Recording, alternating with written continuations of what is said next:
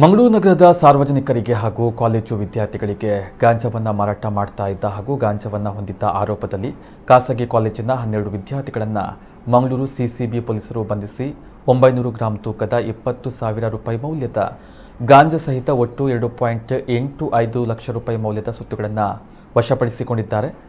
ಶಾನೂಫ್ ಅಬ್ದುಲ್ ಗಫೂರ್, ಮೊಹಮ್ಮದ್ ರಸೀನ್, ಗೋಕುಲ ಕೃಷ್ಣನ್, ಶಾರೂನ್ ಆನಂದ, Ananthu KP, Amal, Abhishek, ನಿಧಲ್, Shahid ATP, ಫಹದ್ Habib, Mohammed ರಿಷಿನ್ ಹಾಗೂ ರಿಜಿನ್ ರಿಯಾಜ್ ಬಂಧಿತ ಆರೋಪಿಗಳಾಗಿದ್ದಾರೆ. ಬಂಧಿತ ವಿದ್ಯಾರ್ಥಿಗಳೆಲ್ಲರೂ ಕೇರಳ ಮೂಲದವರು ಎಂದು ಪೊಲೀಸರು ತಿಳಿಸಿದ್ದಾರೆ.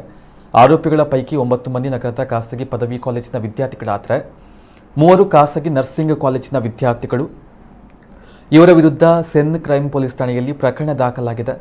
ನಗರದಲ್ಲಿ ಕಾಲೇಜು ವಿದ್ಯಾರ್ಥಿಗಳಿಗೆ ಹಾಗೂ ಸಾರ್ವಜನಿಕರಿಗೆ ಗಾಂಜಾ ಮಾರಾಟ ಮಾಡ್ತಾ ಇದ್ದ ಬಗ್ಗೆ ಹಾಗೂ ಸೇವನೆ ಮಾಡ್ತಾ ಇದ್ದ ಬಗ್ಗೆ ಖಚಿತ ಮಾಹಿತಿಯನ್ನು ಆಧರಿಸಿ ಸಿಸಿಬಿ ಇನ್ಸ್ಪೆಕ್ಟರ್ ಮಹೇಶ್ ಪ್ರಸಾದ್ ಮತ್ತು ಪಿಎಸ್ಐ ರಾಜೇಂದ್ರ ಬಿ ನೇತೃತ್ವದ ಮಂಗಳೂರು ಸಿಸಿಬಿ ಪೊಲೀಸರು ಈ ಕಾರ್ಯಾಚರಣೆಯನ್ನು ನಡೆಸಿದ್ದಾರೆ.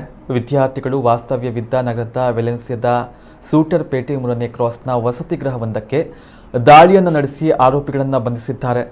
ಬಂಧಿತರಿಂದ ಒಟ್ಟು 900 ಗ್ರಾಂ ತೂಕದ ರೂಪಾಯಿ 20,000 ಮೌಲ್ಯದ ಗಾಂಜಾ ಸೇದುವ ಸ್ಮೋಕಿಂಗ್ ಪೈಪುಗಳು, ರೋಲಿಂಗ್ ಪೇಪರ್, 4,500 ರೂಪಾಯಿ ನಗದು ಹಾಗೂ 11 ಮೊಬೈಲ್ ಫೋನ್ಗಳು ಹಾಗೂ ಡಿಜಿಟಲ್ ತೂಕ ಮಾಪನವನ್ನು ವಶಪಡಿಸಿಕೊಳ್ಳಲಾಗಿದೆ.